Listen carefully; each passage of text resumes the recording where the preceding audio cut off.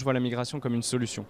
Depuis le début de l'humanité, on bouge pour s'adapter au climat, on bouge pour s'adapter au changement de notre environnement, qui soit brusque avec un tsunami, mais qui soit aussi progressif avec la dégradation, par exemple, de l'air qu'on respire, de nos terres agricoles.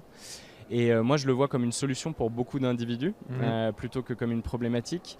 Et donc, je pense surtout la migration comme quelque chose aussi qui est, où on a des sociétés d'installation plutôt que des sociétés d'accueil. Ouais.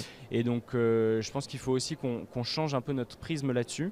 Pour moi, le dérèglement climatique, évidemment, va amener des gens à bouger, mais on peut aussi le penser à l'inverse. C'est parce qu'il y a du dérèglement climatique que des gens vont bouger, vont apporter leur génie, leurs solutions, mais aussi leur connaissance des signaux faibles pour nous dire là-bas, les terres agricoles sont déjà en train de cramer. Donc réveillez-vous, préparez-vous. Nous, on a de l'expérience, on peut aussi vous former.